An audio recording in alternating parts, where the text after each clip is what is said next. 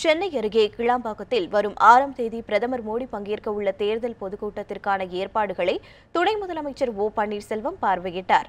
இந்த பொதுக்கூட்டத்தில் பிரதமர் மோடி, முதலமைச்சர் எடப்பாடி பழனிசாமி, துணை முதலமைச்சர் ஓ பன்னீர்செல்வம் மற்றும் அதிமுக கூட்டணி கட்சி தலைவர்கள் பங்கேற்கின்றனர். சுமார் 3 லட்சம் பேர் பொதுக்கூட்டத்தில் கலந்து கொள்ளவிருப்பதாக அதிமுக வட்டாரங்கள் தெரிவிக்கின்றன. பிரதமரின் ஹெலிகாப்டர் வந்திறங்கும் வகையில் 3 ஹெலிபேட்கள் அமைக்கப்பட்டுள்ளன.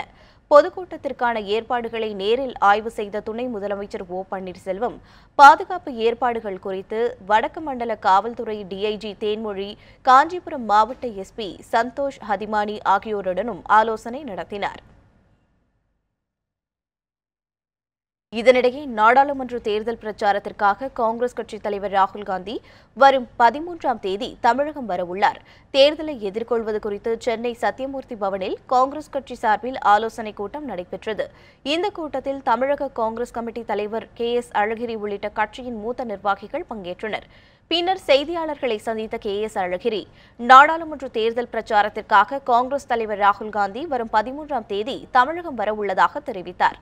ராகுல் காந்தியை தொடர்ந்து சோனியா காந்தி, பிரியங்கா காந்தி உள்ளிட்டோரும் தேர்தல் பிரச்சாரத்திற்காக தமிழகம் வரவுள்ளதாக கூறிய அவர், தேர்தல் தேதி அறிவித்த பின்னரே தமிழகத்தில் காங்கிரஸ் கட்சி போட்டியிடும் தொகுதிகளை பற்றிய தகவல் வெளியாகும் என்றும் தெரிவித்தார். தலைவர் ராகுல் காந்தி அவர்கள் தமிழகத்திலே தேர்தல் பிரச்சாரம் செய்வதற்காக வருகிறார்கள்.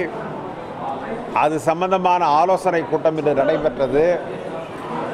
எந்த இடம் என்பது நாளை தெரிவிக்கப்படும்.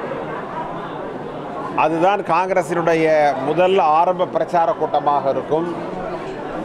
அந்த கூட்டத்தை, தேர்தல் கூட்டத்தை வெற்றிகரமாக நடத்துவதற்கான ஆலோசனை கூட்டம் இப்பொழுது நடைபெற்று கொண்டிருக்கிறது.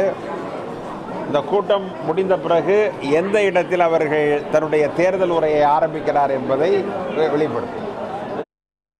இதனிடையே சத்தியமூர்த்தி பவனில் தமிழ்நாடு காங்கிரசின் ஊடக குழு கூட்டத்தில் பேசிய போது, ராஜீவ் கொலை வழக்கில் சிறையில் உள்ள 7 பேரையும் அரசியல் காரணங்களுக்காக விடுதலை செய்யக்கூடாது என KS அழகிரி குறிப்பிட்டதாக தகவல்கள் தெரிவிக்கின்றன. இந்த வழக்கில் நீதிமன்றமே தண்டனை வழங்கியதாகவும், அவர்கள் கடுமையாக தண்டிக்கப்பட வேண்டும் என காங்கிரஸ் கட்சி நீதிமன்றத்தில் வாதாடியது இல்லை எனவும் KS அழகிரி பேசியதாக கூறப்படுகிறது.